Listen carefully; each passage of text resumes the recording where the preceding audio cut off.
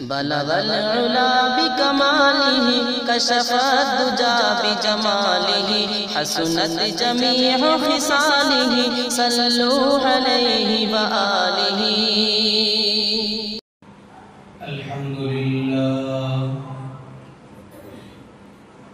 الحمد لله نحمده ونستعينه ونستغفره ونؤمن به ونتوكل عليه ونعوذ بالله من شرور أنفسنا ومن سيئات أعمالنا من يهده الله فلا مضل له ومن يضلل فلا هادي له ونشهد أن لا إله إلا الله وحده لا شريك له ونشهد أن سيدنا وسندنا ومولانا محمدا عبده ورسوله صلى الله عليه وعلى آله وأصحابه وبارك وسلم تسليما كثيرا أما بعد فقد قال الله تبارك وتعالى في القرآن المجيد أعوذ بالله من الشيطان الرجيم بسم الله الرحمن الرحيم سبحان الذي أسرى بعبده ليلا من المسجد الحرام إلى المسجد الأقصى الذي باركنا حوله لنريه من آياتنا إنه هو السميع البصير آمنت بالله صدق الله العظيم وصدق رسوله النبي الكريم ونحن على ذلك لمن الشاهدين والشاكرين والحمد لله رب العالمين اللهم صل على محمد وعلى آل محمد في أول كلامنا اللهم صل على محمد وعلى آل محمد في أوسط كلامنا اللهم صل على محمد وعلى آل محمد في آخر كلامنا۔ میرے معزز بزرگان دین، عزیز نوجوان بھائیوں، گزشتہ کئی جمعہ سے آپ حضرات کے سامنے مسلسل معراج کے واقعے کا تذکرہ کیا جا رہا ہے، تفصیلات آپ حضرات کے سامنے رکھی جا رہی ہیں۔ اس واقعے کا کچھ آخری حصہ باقی تھا، انشاءاللہ آج کی جمعہ اس واقعے کے باقی حصے کو بیان کیا جائے گا۔ اللہ کے نبی صلی اللہ علیہ وسلم جب آسمانوں کا سفر کرتے ہوئے جنت اور جہنم کا سیر، اس کے مناظر کا مشاہدہ کرتے ہوئے اللہ رب العالمین کی بارگاہ میں حاضری دی، اللہ تبارک و تعالی کے دربار میں جب پہنچے تو اللہ کے نبی اور اللہ تبارک و تعالی کے درمیان ملاقات ہوئی، آپس میں باتیں ہوئی۔ اس کی ساری تفصیلات میں نے گزشتہ جمعہ آپ کے سامنے رکھی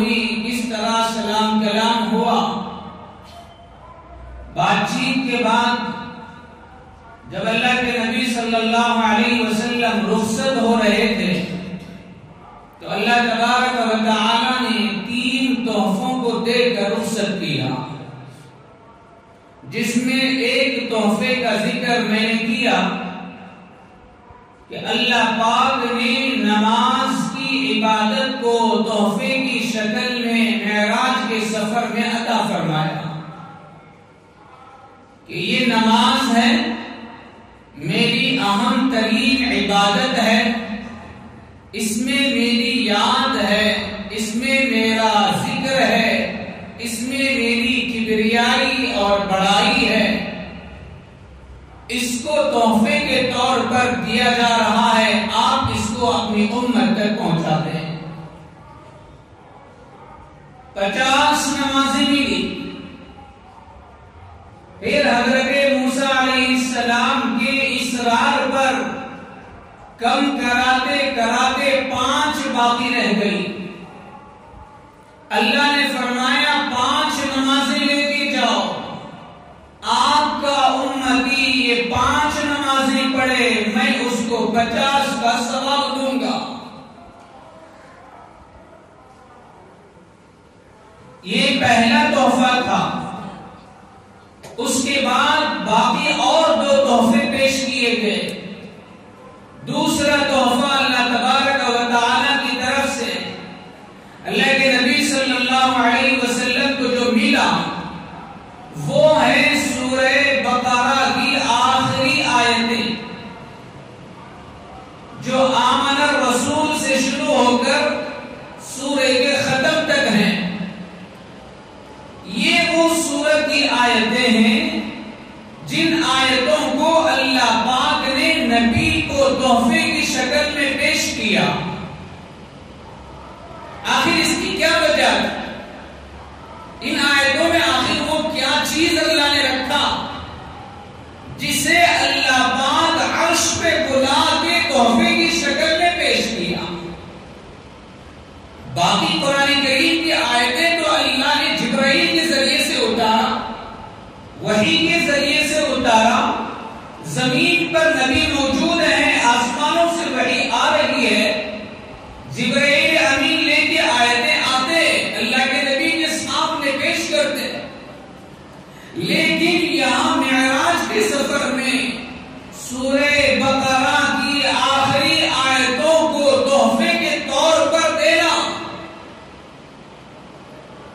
اس میں کچھ نہ کچھ راز ہے، کچھ نہ کچھ اس کی اہمیت ہے، ان آیتوں کی کوئی خاصیت ہے، ان آیتوں میں کوئی اثر ہے۔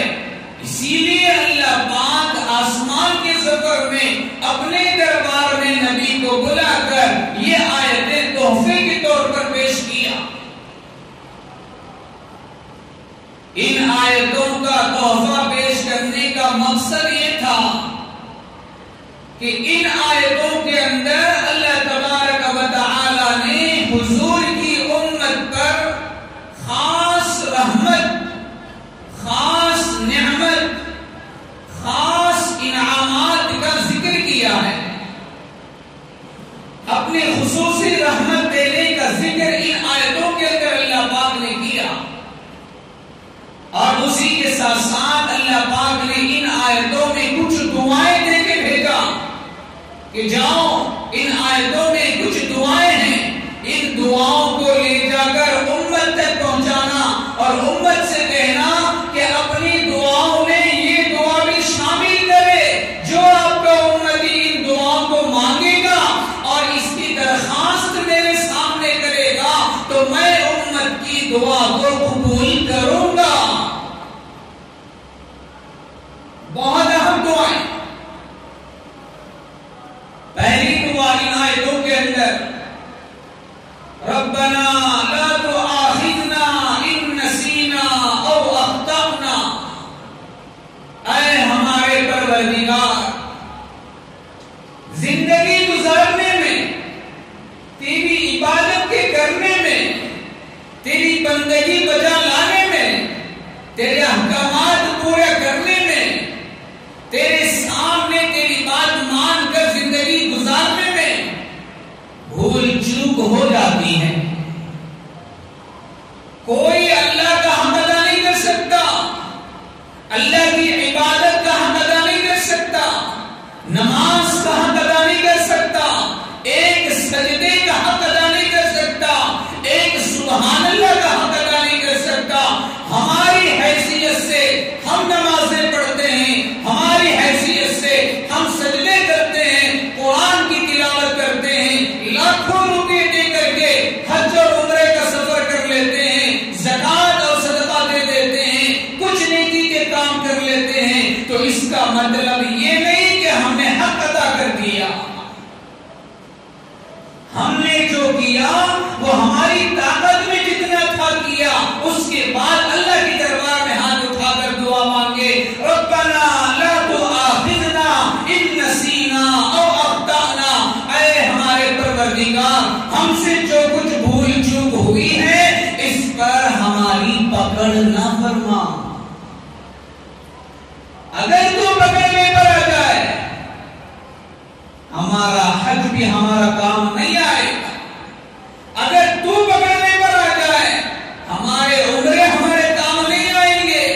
اگر تو پکڑنے پر آ جائے ہماری تہجد, ہمارے سجدے, ہمارا ذکر, ہماری تلاوت, ہمارے رمضان کے روزے سب پانی میں چلے جائیں گے. اس لیے پکڑنا فرما. اتنی اہم دعا بتائی جا رہی ہے. ہم نے آج تک اللہ سے کیا کیا مانگا, لیکن یہ چیزیں ہماری زبان پر نہیں آتی, یہ ہماری دعاؤں میں نہیں آتے. اس لیے اللہ نے خاص طور پر دعاؤں کے کلمات دے کے بھیجا, جاؤ اپنی امت کو یہ دعائیں سکھاؤ اور کہو کہ وہ مجھ سے مانگے میں قبول کر لوں گا. اتنا مہربان ہے ہمارا اللہ پر. دعائیں خود سکھا رہا ہے اور مانگنے کے لیے بھی کہہ رہا ہے اور قبول کرنے کا وعدہ بھی کر رہا ہے.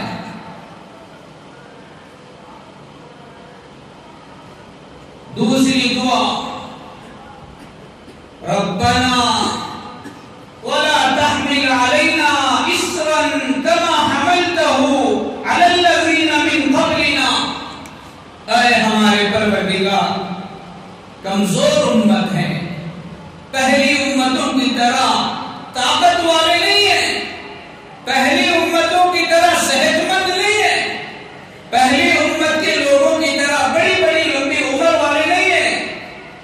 پہلی امتوں کی عمریں لمبی تھی, پہلی امتوں کے لوگوں کے اندر طاقت زیادہ تھی, ان کا فوڈ اچھا تھا, ان کی صحت اچھی تھی, ان کی زندگی اچھی تھی, ان کی لمبی لمبی عمریں اللہ پاک نے دے رکھا تھا. حضرت نوح علیہ السلام تو 950 سال صرف تبلیغ کا کام کیے. زندگی کتنی ہوگی؟ آج 90 کا کانٹا پار کرتا رہا تو خود کو دیکھتی کہ آپ ابھی ہیں میں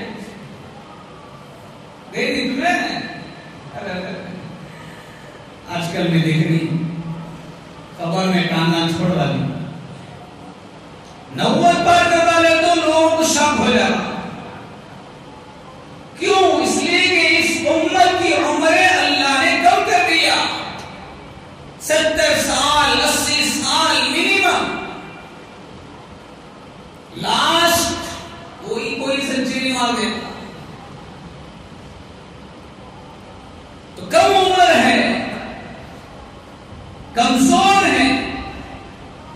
اس لیے دعا سکھائی جا رہی ہے, ربنا ولا تحمل علينا إصرا كما حملته على الذين من قبلنا.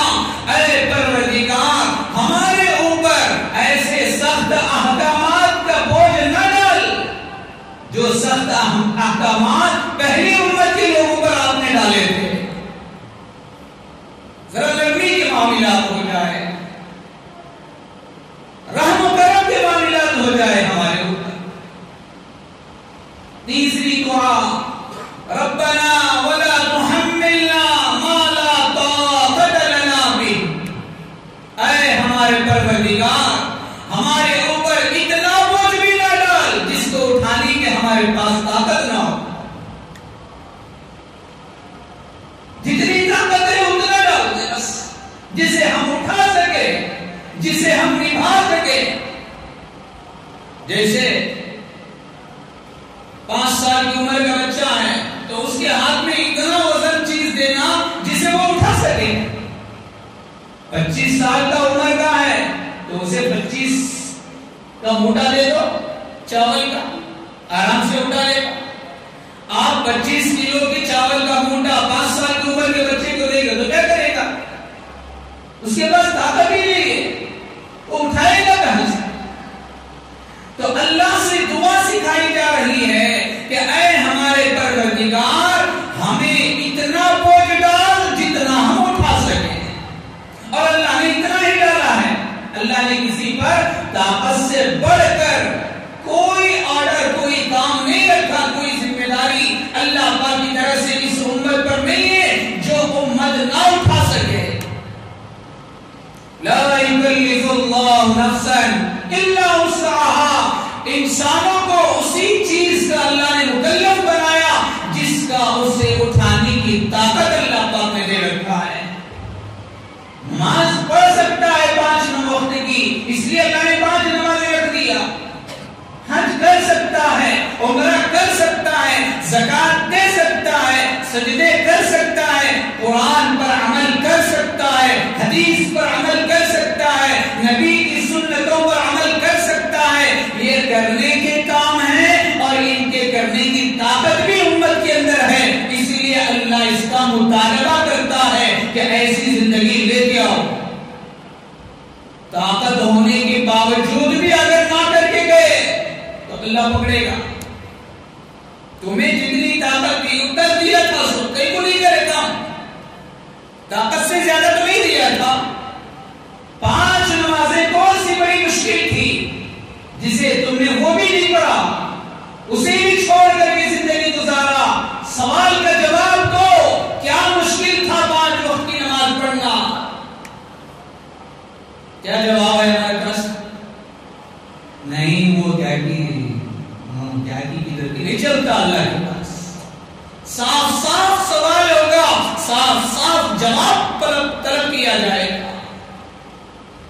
تو اس لیے میرے بھائیوں، دین کے احکامات اٹھانے کی طاقت اللہ نے ہمیں دیا، اسی لیے اللہ نے اس دین پر چلنے کا مطالبہ بھی کرتا ہے۔ اس کے بعد اللہ نے آگے فرمایا واعف عنا، اے ہمارے پروردگار ہمارے گناہ کو معاف فرما، واغفر لنا، ہمارے ساتھ بخشش کا معاملہ فرما، وارحمنا، ہمارے اوپر رحم کا معاملہ فرما، انت مولانا، آپ ہی ہمارے مدد کرنے والے حامی اور ناصر ہیں، فانصرنا علی القوم الکافرین، ان کافروں کے مقابلے میں ہماری مدد فرما۔ آپ کی مدد ہوگی تو کافروں سے مقابلہ ہو سکتا ہے، ورنہ آپ کی مدد کے بغیر یہ کافر ہم کو مٹا دیں گے۔ ان دعاؤں کا اہتمام کرنا چاہیے اللہ سے۔ ہاتھ اٹھائے تو خالی دکان، ہاتھ اٹھائے تو خالی بلڈنگ کا سوال، ہاتھ اٹھائے تو پراپرٹی کا سوال، ہاتھ اٹھائے تو پورا دنیا کا سوال، چھوڑ کے جانے والی کے پیچھے صبح شام دعائیں مانگ رہا ہے۔ جو چیز آخرت میں کام آنے والی ہے اس کا سوال آج تک ہم نے اللہ سے نہیں کیا۔ یہ دعائیں مانگے، یہ ہماری قبر میں کام آنے والی، ہمارے حشر میں، ہمارے آخرت میں، ہمارے کل صراط پر کام آنے والی چیز ہے۔ تو یہ دوسرا تحفہ۔ تیسری چیز اللہ تبارک و تعالیٰ کی طرف سے جو میرے اور آپ کے نبی حضرت رسول اللہ صلی اللہ علیہ وسلم کو اللہ پاک نے معراج کے سفر میں عطا فرمائی، وہ تیسرا تحفہ یہ تھا، اللہ پاک نے نبی سے کہا، وہ میرے نبی، آپ کی امت میں سے اگر کوئی امتی، اگر کوئی ایمان والا، اگر کوئی کلمے والا ایسی زندگی گزار کر میرے پاس آئے کہ وہ زندگی میں شرک نہ کیا، شرک سے بچ کر اللہ کی ذات میں پارٹنرشپ کرنے سے بچ کر، اللہ کی صفات میں کسی کو پارٹنر بنانے سے اپنے آپ کو بچا کر خالص ایمان والی زندگی گزار کے آ جائے، چاہے اس کی زندگی میں دوسرے بڑے بڑے گناہ کتنے بھی ہو جائیں، شراب پی لیا گناہ کر لیا، زنا کر لیا گناہ کر لیا، بدکاری کا گناہ کر لیا، چوری کا گناہ کر لیا، ڈکیتی کا گناہ کر لیا، شرک کے علاوہ جتنے بھی بڑے گناہ ہیں، اگر یہ سارے گناہ بھی کر کے میرے پاس آ جائیں تو ان گناہوں کی سزا کے لیے کچھ دن جہنم میں تو ڈالوں گا، لیکن اسے ایک نہ ایک دن جہنم سے باہر نکالا جائے گا. انبیاء کی شفاعت سے، فرشتوں کی شفاعت سے اللہ کی خاص رحمت ہو جائے کسی پر تو وہ اپنے گناہوں کی سزا پا کر کے جہنم سے ایک نہ ایک دن نکل کر جنت میں داخل ہو سکتا ہے. لیکن کافروں کی طرح کبھی بھی گنہگار کو اللہ ہمیشہ جہنم میں نہیں ڈالتا. لیکن شرط ہے شرک سے زندگی پاک ہونا چاہیے. اگر شرک کر لیا تو پھر اس کی اللہ کے پاس معافی نہیں ہے. صاف اعلان اللہ پاک کا ان اللہ لا یغفر ان یشرک به ویغفر ما دون ذلک لمن یشاء. اللہ پاک شرک کے علاوہ ہر قسم کے گناہ کو معاف کر سکتا ہے، لیکن تمہارا پروردگار شرک کا گناہ کبھی معاف نہیں کرتا. صاف اعلان کر دیا، مہر لگ گئی ہے اس پر. اس لیے اللہ پاک نے خصوصی طور پر اس بات کا تحفہ اللہ کے نبی کو دے کے بھیجا کہ امت سے جا کے کہہ دینا کوئی اور گناہ ہو جائے تو کوئی بات نہیں، معاف ہو جائے گا. شرک سے اپنے آپ کو بچانا. یہ 3 تحفے ملے. پہلا تحفہ نماز کا، دوسرا تحفہ سورہ بقرہ کی آخری آیتوں کا، اور تیسرا تحفہ اس بات کا کہ امت کا ہر فرد شرک سے بچ کر کے زندگی گزارے تو وہ دوسرے گناہوں کی وجہ سے جہنم میں بھی چلا جائے ایک نہ ایک دن واپس بھی جنت میں آ سکتا ہے، لیکن شرک کر کے جائے گا تو پھر وہ جہنم سے باہر نہیں نکل سکتا. ان 3 تحفوں کو لے کر اللہ کے نبی واپس ہوئے. اللہ کے دربار سے رخصتی ہوئی. حضرت جبرائیل علیہ السلام انتظار کرتے کھڑے تھے جس جگہ چھوڑ کے گئے تھے. وہاں آنے کے بعد حضرت جبرائیل علیہ السلام نے پھر اللہ کے نبی کو براق پر سوار کرا کے 7 آسمانوں سے گزارتے ہوئے سیدھا زمین پر اسی جگہ لے کر آئے جہاں نماز پڑھا کے آسمانوں کو لے کر گئے تھے، بیت المقدس. پھر واپسی بیت المقدس پر ہو گئی. اللہ کے نبی صلی اللہ علیہ وسلم کا آسمانوں کا سفر ختم ہو گیا. جب اللہ کے نبی صلی اللہ علیہ وسلم زمین پر اترے اور براق سے سفر کر کے زمین پر آئے، بیت المقدس میں حضرت جبرائیل علیہ السلام لے کر گئے تو اللہ کے نبی نے دیکھا کہ انبیاء علیہ السلام موجود ہیں بیت المقدس میں. سارے انبیاء موجود ہیں. جس وقت اللہ کے نبی بیت المقدس پہنچے اس وقت فجر کا وقت تھا، نماز فجر کا وقت شروع ہو چکا تھا. حضرت جبرائیل امین نے اللہ کے نبی سے فرمایا سفر کے شروع میں بھی بیت المقدس میں انبیاء کی امامت آپ نے کی تھی، اب واپسی ہوئی ہے، رخصتی ہو رہی ہے سفر سے، نماز فجر کا وقت ہے، انبیاء انتظار میں کھڑے ہیں، آپ بھی نماز فجر پڑھا دیجیے. چنانچہ اللہ کے نبی صلی اللہ علیہ وسلم نے پھر انبیاء علیہ السلام کو نماز فجر کی امامت کرائی. نماز فجر کی امامت کا شرف اللہ کے نبی کو ملا. پہلے جو انبیاء آ کے جمع ہوئے تھے وہ اللہ کے نبی کا استقبال کرنے کے لیے جمع ہوئے تھے کہ اللہ کے نبی کا معراج کا سفر ہو رہا ہے. اب جو انبیاء علیہ السلام بیت المقدس میں آ کے جمع ہوئے یہ اللہ کے نبی کو رخصت کرنے کے لیے. مہمان آتا ہے تو گھر والا دروازے پہ آ کے کھڑا رہتا ہے استقبال کرنے کے لیے. آئیے اہلا و سہلا مرحبا، بہت دنوں کے بعد آپ ہمارے گھر آ رہے ہیں. استقبال ہو گیا. کھانا پینا دعوت سے فارغ ہونے کے بعد جب مہمان واپس جاتا ہے تو پھر گھر والا گیٹ تک جا کر اس کی سواری میں بٹھانے تک ساتھ میں رہتا ہے.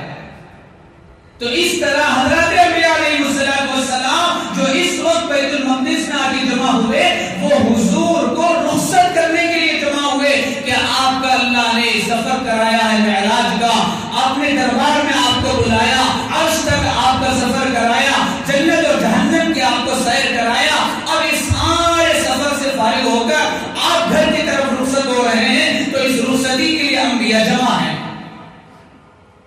چنانچہ نماز فجر کا وقت تھا، اللہ کے نبی صلی اللہ علیہ وسلم نے انبیاء علیہ السلام کو نماز فجر پڑھائی۔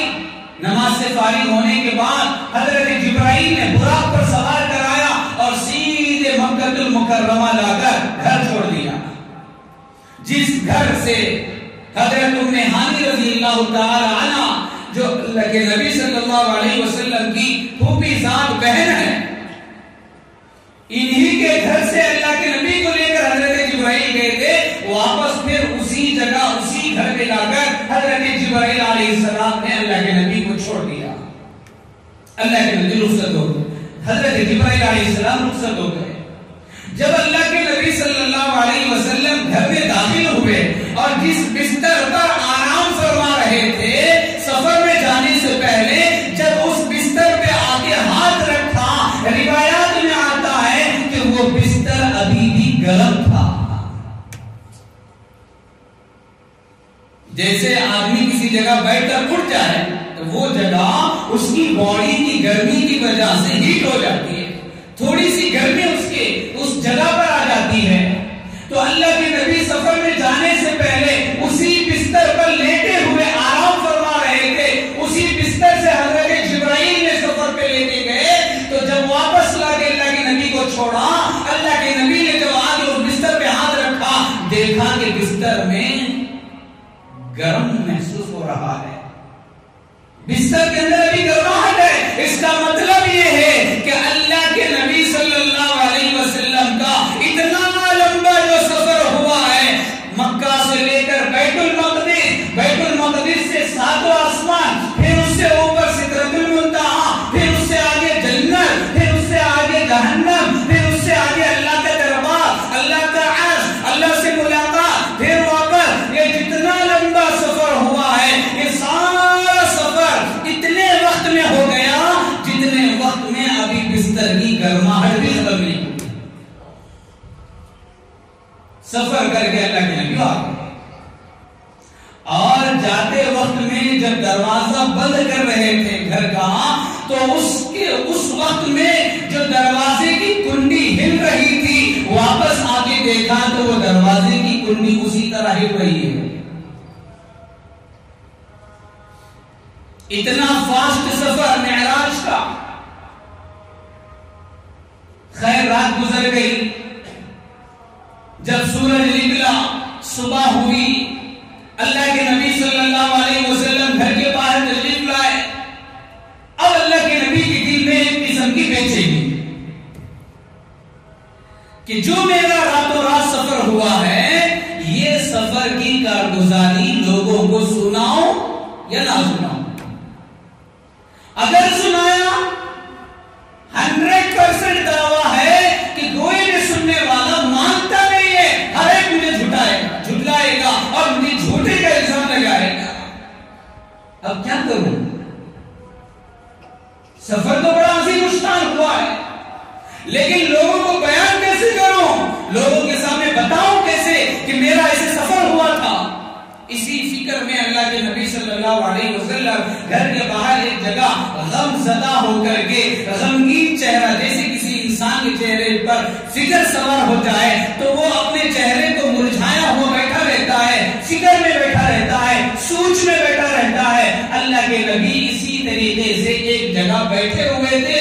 روایات میں آتا ہے اسی وقت ابو جہل کہیں سے جا رہا تھا، اللہ کے نبی کے سامنے سے اس کا گزر ہوا، دیکھا محمد کسی غم میں بیٹھے ہوئے ہیں، کسی سوچ میں بیٹھے ہوئے ہیں، کسی فکر میں بیٹھے ہوئے ہیں۔ تو ابو جہل جاتا جاتا واپس آ کے رکا اور اللہ کے نبی کے بازو بیٹھ کر پوچھا مذاق کے طور پر، کیا قصہ؟ بہت ٹینشن نہیں؟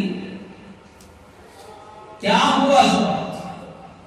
کیا ٹینشن لے لی ہے؟ کیا فکر؟ کس سوچ میں ہے؟ اللہ کے نبی صلی اللہ علیہ وسلم نے پتا ہے جو ہوا تھا کہ میرے ساتھ راتوں رات ایسا سفر ہوا، مجھے بہت دور جگہ لے کر گئے تھے۔ ابو جہل نے پوچھا کہاں جاؤ گے رات میں؟ اللہ کے نبی نے فرمایا مکہ سے بیت المقدس، پھر وہاں سے 7 آسمانوں کا سفر، ابو جہل مذاق کرتا ہوا کہنے لگا ایک رات میں ہوتی دلہا کو اس لیے وہ بھی واپس بھی آ گئے, سورج نکلے تھے واپس بھی آ گئے, اور بول رہی بیت المقدس زیارت تھا کرتے, پھر وہاں سے آسمانوں کے اوپر گیا تھا کرتے, پھر اللہ سے ملاقات ہوئی کرتے, پھر جنت و جہنم سب دیکھ لے تو واپس ایک رات میں واپس بھی آ گئے. میں ہی نہیں مانتا تھا, جھٹلا سکتا تھا, اکیلا کہہ سکتا تھا میں نہیں مانتا, لیکن اس میں مزہ نہیں آتا زیادہ. چار لوگوں کو جمع کر کو عزت نکالے تو تب مزہ زیادہ آتا ہے, اکیلا جھٹلایا تو وہ مزہ نہیں آتا. جب اللہ کے نبی نے ابو جہل کے سامنے کہا کہ میرا ایسا سفر ہوا تو وہ خاموش ہو گیا, خاموش ہو کر باہر نکلا. راستے میں ادھر ادھر کی جگہ میں جتنے لوگ بیٹھے ہوئے تھے کفار مکہ, سب کو آواز دے کے بلایا, او بنو کعب ادھر آؤ, او لوگوں ادھر آؤ, او میرے بھائی ادھر آؤ. ادھر ادھر کے لوگوں کو جمع کر لیا اللہ کے نبی کے پاس. جب ایک بڑا مجمع جمع ہو گیا, اب ابو جہل کہنے لگا کہ جو بات میرے سامنے کہہ رہے تھے یہ بات ذرا ان کے سامنے بول تو دیکھو. اللہ کے نبی صلی اللہ علیہ وسلم نے جو سچائی تھی وہ پتہ ہے, چھپانے کا کیا ہے, جو ہے وہ ہے. جب مجمع کے سامنے اللہ کے نبی صلی اللہ علیہ وسلم نے اپنے سفر کے سارے حالات کو رکھا اور کہا مجھے ایسا ایسا سفر ہوا اور راتوں رات میرا یہ پورا سفر مکمل بھی ہو گیا, اب میں مکہ مکرمہ میں آگے بیٹھ گیا, تو مجمع پورا کا پورا ہنسنے لگا, جھٹلانے لگا, تالیاں بجانے لگا. کچھ لوگ سر پکڑ کے بیٹھ گئے, ارے بولے سو بولے, کیا جی بولے, جھوٹ بولنے کی بھی ایک حد رہتی, کہانی قصے بنانے کی بھی ایک حد رہتی. یہ تو پورا اور ہو گیا, ہمیں نہیں مانتے اسے. کوئی سر پکڑ کے بیٹھ گیا, کوئی تالیاں پیٹ رہا ہے, کوئی ہنسی مذاق کر رہا ہے, اللہ کے نبی کی باتوں کو کوئی ماننے ہی تیار نہیں. خیر مجمع میں سے کچھ وہ لوگ تھے جو ملک شام ان کا بزنس کی نیت سے, بزنس کے کام سے آنا جانا تھا, اور اسی ملک شام میں بیت المقدس ہے. تو مجمع میں سے وہ لوگ کھڑے ہو گئے, اور کھڑے ہو کر اب سچائی معلوم کرنا ہے, پروف معلوم کرنا ہے کہ ان کی بات میں کتنی سچائی ہے. اب پروف پوچھنے لگے, دلیل مانگنے لگے. اچھا تمہیں بول رہی راتوں رات بیت المقدس جا کو آئے, بیت المقدس کا سفر تو مکہ مکرمہ سے اونٹ اور گھوڑے پر گئے تو 40 دن لگتا, تمہیں ایک رات میں واپس جا کو آگے بول رہی میں نہیں مانتا, پروف دو. جا پائے گا تو کیا پروف ہے؟ جو لوگ ملک شام جا کر آیا کرتے تھے تجارت کی نیت سے, انہوں نے اللہ کے نبی سے کہا کہ بیت المقدس کے دروازے کتنے ہیں, بیت المقدس میں پلارا کتنے ہیں, بیت المقدس کی دیوار کا کلر کیا ہے, بیت المقدس کی کھڑکیاں کتنے ہیں. کیا پائے نے بھائی نے بولو, بولے تو مانتی. ہاں گھر کی چیزیں بول رہی سو ایک چیز سو کھڑکیاں کون تو بھی بیٹے رہنے والا بولتا, اے تاج محل جھٹوایا ہوا. انہیں بولنے والا کیسا ہے, شیواجی نگر بھی دیکھ کر نہیں ہونے, انہیں کیا بول رہا سو تاج محل دیکھو آیا ہوا. نہیں جانے دے, جھوٹ ہے. شیواجی نگر کے گلے معلوم نہیں, تو تاج محل کی بات کرتا. بول باتیں کہ یہ تاج محل کے کیسا کہتے ہیں, اس کے مینارے کتنے ہیں, اس کے دروازے کتنے ہیں, پوچھتے نہیں پوچھتے. یہی مقصد سے قریش مکہ نے اللہ کے نبی کے سامنے سوال ڈالا کہ اگر تم اپنی بات میں سچے ہو تو یہ تو بتاؤ کہ جو بیت المقدس جا کے آئے ہیں وہ بیت المقدس کی دروازے کتنے ہیں اور اس کی کھڑکیاں کتنی ہیں, اندر کا نقشہ اور ڈیزائن کیسا ہے. اللہ کے نبی صلی اللہ علیہ وسلم بتانے لگے کہ بیت المقدس کے اتنے دروازے ہیں، اس کے اتنے پلر ہیں. بتاتے بتاتے اللہ کے نبی کی دماغ میں پورا نقشہ نہیں آ رہا تھا. کہاں یاد رکھیں سب چیزیں؟ پلر گننے لگی کیا؟ گئے امامت کی، انبیاء علیہ السلام کی نماز پڑھائی اور وہاں سے پھر سواری پر بیٹھ کر رخصت ہو گئے. آسمانوں میں سفر تھا آگے. جب اللہ کے نبی کے سامنے پورا نقشہ نہیں آ رہا تھا تو اللہ تبارک و تعالی نے اللہ کے نبی کے سامنے اپنی قدرت سے سارے بیت المقدس کا نقشہ سامنے رکھ دیا. یہ لو اسکرین دیکھتے رہو، بولتے رہو. سارا پکچر چل رہا ہے.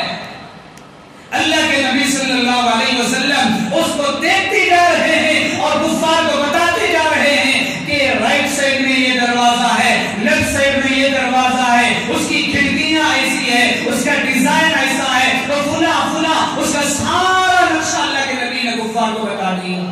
تب یقین کر لیا واللہ خدا کی قسم محمد جو کہہ رہے ہیں وہ سچ ہے. لیکن جسے ہدایت دینا نہیں ہوتا وہ اور بھی بہانے بناتا ہے. وہ کہنے لگے اچھا بیت المقدس کا نقشہ تو بتا ڈالے، وہ جو جس راستے سے گئے تھے وہ راستہ کیسا تھا، وہ روڈ کیسا تھا، وہ روٹ میں کیا کیا کو ملے تم نہ، وہ کیا کیا دیکھ کو آئے وہ بھی بولو. اللہ کے نبی نے وہ بھی بتایا.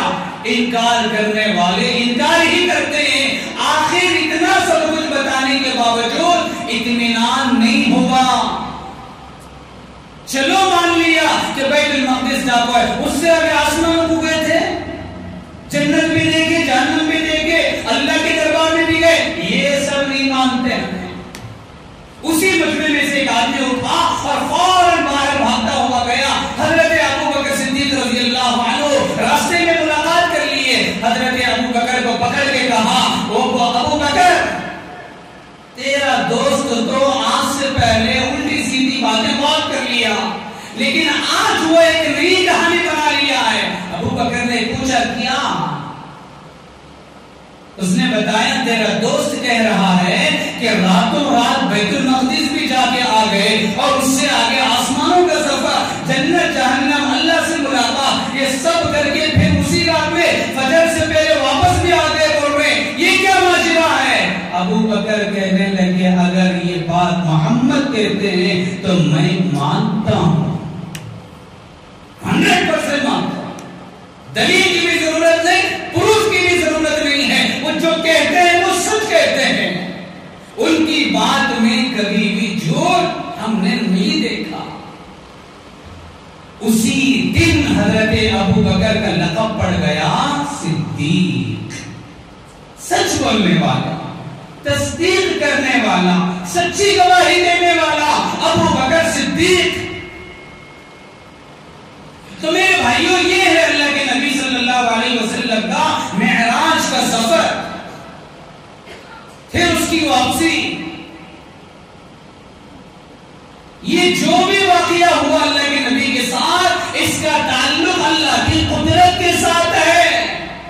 اگر عقل سے اس واقعے کو ماننا چاہے تو کسی کی عقل ماننے تیار نہیں.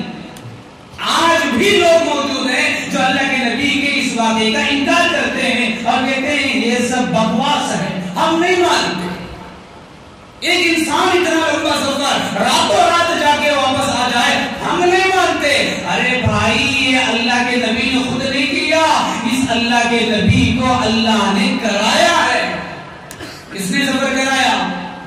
اللہ نے سفر کرایا ہے. اور اللہ کی بس میں کیا چیز مشکل ہے، اللہ کی قدرت میں کیا چیز مشکل ہے، اللہ کی قدرت کیا نہیں کر سکتی دنیا میں. فرشتے روزانہ آسمانوں سے زمین پہ آ رہے ہیں، زمین سے آسمانوں پہ جا رہے ہیں. صبح میں فرشتے اترتے ہیں، شام میں فرشتے اترتے ہیں. بار بار حدیثوں میں ہم سنتے ہیں کہ صبح میں آنے والے فرشتوں کی ڈیوٹی الگ ہے، شام میں آنے والے فرشتوں کی ڈیوٹی الگ ہے. یہ جو فرشتوں کا زمین سے آسمان پر آنا جانا ہے، یہ کون طاقت دیا ہے فرشتوں کو زمین پر آنے جانے کی؟ کون جن کو آسمانوں پر جانے آنے کی طاقت دیا ہے اسی اللہ نے تو دیا نا، ورنہ فرشتوں کی بس کی بات بھی نہیں ہے. فرشتوں کو اللہ نے طاقت دیا، اسی لیے فرشتے لمحوں میں آسمان سے زمین پر، زمین سے آسمان پر آتے ہیں جاتے ہیں. اسی اللہ نے جس نے فرشتوں کو یہ طاقت دیا، وہ اللہ اگر اپنے محبوب کو یہ طاقت دے دے اور اس کے لیے اگر ایسی سواری کا انتظام کرے جو لمحوں میں کروڑوں میل کا سفر کر سکتی ہے، تو اسے ماننے سے انکار کرنے کی کیا ضرورت ہے؟ کیسے انکار کیا جا سکتا ہے؟ وہ چاہے تو کچھ بھی کر سکتا ہے، کن فیکن کا مالک ہے. اتنے بڑے آسمان کو اللہ نے بنایا، کتنے دن لگا؟ اتنی بڑی زمین کو بنایا، کتنے مہینے لگا؟ اتنے بڑے پہاڑوں کو بنایا، کتنے مہینے لگا؟ اتنے بڑے سورج کو بنایا، کتنے مہینے لگا؟ یہ سب اللہ کے کن فیکن کا مسئلہ ہے. اللہ کہے کن ہو جا، ہو جاتا ہے. اس کی قدرت کے سامنے کوئی مشکل نہیں ہے. تو یہ سفر بھی اللہ کے نبی کا اللہ کی قدرت سے ہوا ہے. جو اس سفر کا انکار کرتا ہے وہ اللہ کی قدرت کا انکار کرتا ہے. جو اس سفر کا انکار کرتا ہے وہ اللہ کی طاقت کا انکار کرتا ہے. جو اس سفر کا انکار کرتا ہے وہ اللہ پر یقین نہیں رکھتا. مالک جو چاہے وہ ہو جاتا ہے. فعال لما یرید اس کی صفت ہے، وہ جو چاہتا ہے کر کے دکھا لیتا ہے. تو اللہ کے نبی کا سفر کرانا تھا اللہ کو، اس کا ایک نظام بنایا، کرا دیا. ہمارے دماغ میں آنا نہیں آنا یہ سوال نہیں ہے. اپنے دماغ کو شریعت کی چیزوں پر نہ لگاؤ. آج سے 50 سال پہلے کوئی بھی نہیں مانتا تھا کیپٹن ہلی میں بیٹھ کو امریکہ سے بات کرتی بول کو مانتے تھے کیا؟ آج سے 50 سال پہلے کے لوگ. آج ہو رہی ہے باتیں. دنیا کے اس کونے میں بیٹھا ہوا انسان دنیا کے مشرق میں بیٹھا ہوا مغرب کے انسان کی بات کر رہا ہے. کہاں سے آ رہی طاقت؟ جب ایک انسان اتنا کام کر سکتا ہے تو دنیا آخرت کا بنانے والا، ساتوں زمین و ساتوں آسمان کا بنانے والا، جنت و جہنم کا بنانے والا، عرش و کرسی کا بنانے والا، چاند و سورج کا بنانے والا، اپنے نبی کو اتنی طاقت نہیں دے سکتا کہ وہ راتوں رات زمین و آسمان، زمین سے لے کر ساتوں آسمانوں کا سفر کر کے واپس آ جائے؟ کیا بعید ہے، کیا مشکل ہے. اس لیے ماننا پڑے گا. آخری بات کہتا ہوں، یہ جو معراج کا واقعہ ہے، یہ معراج کا واقعہ ہم سب ایمان والوں کے لیے بہت زیادہ سبق اور عبرت والا واقعہ ہے. اللہ کے نبی کو معراج کا واقعہ کب پیش آیا؟ اللہ پاک نے اپنے نبی کو معراج کے سفر میں اور بلندیوں پر اور اتنی بڑی فضیلت، اتنا بڑا عزت اور اتنا بڑا اکرام کا معاملہ جو اس سفر میں پیش آیا، وہ کب ہوا؟ یہ اس وقت ہوا جب اللہ کے نبی پر چاروں طرف سے دشمنوں کا وار ہوا اور اللہ کے نبی کریمے کا نام لے کر کے، ایک اللہ سے ہونے کی بات لے کر کے مکے میں اپنی آواز کو اٹھایا تو سارا عرب اللہ کے نبی کا دشمن ہوا اور اللہ کے نبی کے سامنے رکاوٹیں لے کے کھڑا ہوا. اللہ کے نبی کو مٹانے کی پلاننگ کرتا رہا، اللہ کے نبی کو دبانے کی باتیں ہوتی رہی اور چاروں طرف اللہ کے نبی کو ستایا گیا، تکلیفیں دی گئی، مشقتوں میں ڈالا گیا، الجھنوں میں ڈالا گیا. طائف کا سفر کیا، وہاں بھی تکلیفوں کا سامنا کرنا پڑا. جب اللہ کے نبی کو چاروں طرف سے سامنے تکلیفوں کا سامنا ہونا پڑا اور اس کے باوجود اللہ کے نبی اپنے دین کے کام میں پہاڑ کی طرح جمے رہے، تب اللہ نے یہ عزت کا معاملہ کرایا. اسی طرح پوائنٹ یاد رکھیں، آج کے حالات وہ ہیں جن حالات میں ساری دنیا کے اندر اگر کسی کو ٹارگیٹ بنایا جا رہا ہے تو وہ مسلمان ہے. اس کے ایمان کو، اس کے اسلام کو، اس کے دین کے ہاں چھوٹے بڑے کام کو لے کر کے آج ٹارگیٹ بنایا جا رہا ہے. اس کو دبانے کی کوشش، اس کو مٹانے کی کوشش، اس کو بدنام کرنے کی کوشش، اسے رسوا کرنے کی کوشش، اسے ذلیل کرنے کی کوشش آج دنیا کر رہی ہے. کیا وجہ ہے؟ مسلمان ایک اللہ سے ہونے کی بات کرتا ہے، اس کے علاوہ دوسرا کوئی قصور نہیں ہے نا مسلمان کا. یہی ایک غلطی ہے کہ ساری دنیا کے اندر مسلمان ایک ایسی قوم ہے جو ایک اللہ کی ہونے کی بات کرتی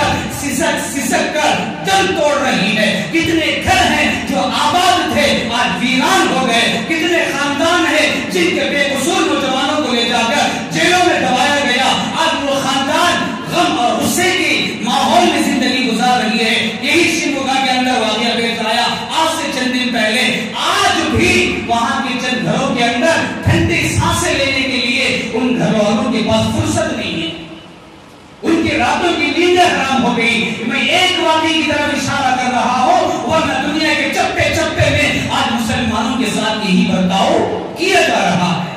مسلمانوں کو دبانے کی کوشش کی جا رہی ہے، مسلمانوں کو مٹانے کی کوشش کی جا رہی ہے، اس کے اسلام کو مٹانے کی کوشش کی جا رہی ہے، اس کی اسلامی تعلیمات کو انگلی اٹھا کر کے بدنام کرنے کی کوشش کی جا رہی ہے. کبھی طلاق کا مسئلہ اٹھا لیا، کبھی پردے کا مسئلہ اٹھا لیا، کبھی حجاب کا مسئلہ اٹھا لیا، کبھی اذان کا مسئلہ اٹھا لیا، کبھی مدرسوں کا مسئلہ اٹھا لیا. یہ سارے مسائل کو اٹھا کر دنیا کے اندر اسلام کو، مسلمان کو بدنام کرنے کی کوشش کی جا رہی ہے. میرے بھائیوں، جتنا مجمع یہاں بیٹھا ہے، میری بات جہاں تک ہو سکے پہنچا دینا.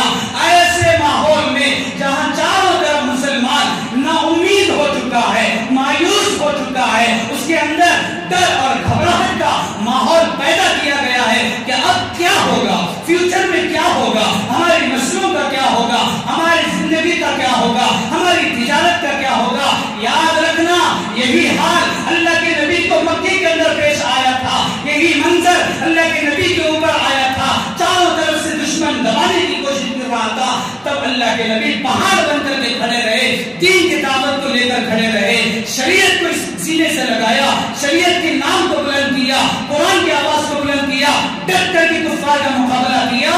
تو اللہ کے نبی کی اس جماعت کو دیکھ کر اللہ نے آپ کو آسمانوں پر اٹھایا اور اللہ کے نبی کے ساتھ اکرام کا معاملہ کیا گیا، عزت کا معاملہ کیا گیا. کتنا بڑا شرف ہے، جبرائیل اللہ کے نبی کے لگام کو پکڑے ہوئے ہیں، ان کی سواری کو ایک فرشتے کا سردار پکڑا ہوا ہے، سارے نبیوں کی امامت میرے نبی کر رہا ہے. کتنا بڑا شرف ملا ہمارے نبی کو. یہ شرف، یہ کامیابی، یہ عزت، یہ اکرام اللہ کے نبی کو، میرے مصطفیٰ کو کب ملا؟ جب قریش مکہ کی ظلم کے سامنے ڈٹ کے کھڑے رہے. آج وہی وقت ہے، چاروں طرف سے دبایا جائے گا، دبنا نہیں ہے، ڈرایا جائے گا، ڈرنا نہیں ہے. استقامت کے ساتھ دین پر جمے رہو، استقامت کے ساتھ دین کی تعلیمات پر جمے رہو. تمہیں ڈرایا جائے گا داڑھی کے نام پر، تمہیں ڈرایا جائے گا مدرسے کے نام پر، تمہیں ڈرایا جائے گا ٹوپی کے نام پر، تمہیں ڈرایا جائے گا اذان کے نام پر، تمہاری بہنوں کو، تمہاری بیٹیوں کو ڈرایا جائے گا حجاب اور پردے کے نام پر. دبنا نہیں ہے، استقامت کے ساتھ مقابلہ کرنا ہے. ناکامی کے بعد کامیابی اللہ نے رکھا ہے، ذلت کے بعد عزت کے دروازے اللہ نے رکھا ہے، رات کے اندھیرے کے بعد سورج کا اجالا اللہ نے رکھا ہے. کون آئے گا ہمارے اوپر ظلم کرنے کے لیے؟ ایک نہ ایک دن اس کا ظلم کا خاتمہ ہو سکتا ہے. جس قوم کو مٹانا چاہتی ہے، اسی قوم کو اللہ پاک نے دنیا میں بھیجا ہے اس دنیا کی تقدیر کو بدلنے کے لیے. یہی مسلمان دنیا کی تقدیر بدل کے رکھ دے گی، دنیا کا نظارہ بدل کے رکھ دے گی، دنیا کا نقشہ بدل کے رکھ دے گی. شرط یہ ہے کہ تمہیں ڈرنا نہیں ہے. حضرت ٹیپو سلطان شیر میسور نے کہا، گیدڑ کی 100 سالہ زندگی سے شیر کی ایک دن کی زندگی بہتر ہے. ہم دنیا میں جینے نہیں آئے، ہم دنیا میں مرنے آئے ہیں. ہماری اذان ہماری ماں کے پیٹ سے نکلنے کے بعد ہو گئی ہے، اب نماز جنازہ باقی ہے. ہمیں دشمنوں کی گھبراہٹ سے گھبرانے کی ضرورت نہیں ہے، ان کے دھمکیوں سے ڈرنے کی ضرورت نہیں ہے، اپنے دین پر جمنے کی ضرورت ہے. اگر یہ قوم جم گئی، اللہ نے جیسے معراج کا سفر کرا کے ہمارے مصطفیٰ کو عزت سے نوازا، ایسے ہی اس قوم کو بھی اللہ کامیابی کے دروازوں سے ہمکنار کرائے گا. اللہ پاک سے دعا ہے اللہ مجھے اور آپ کو کہنے سننے سے زیادہ عمل کی توفیق عطا فرمائے. آمین. وما علینا الا البلاغ.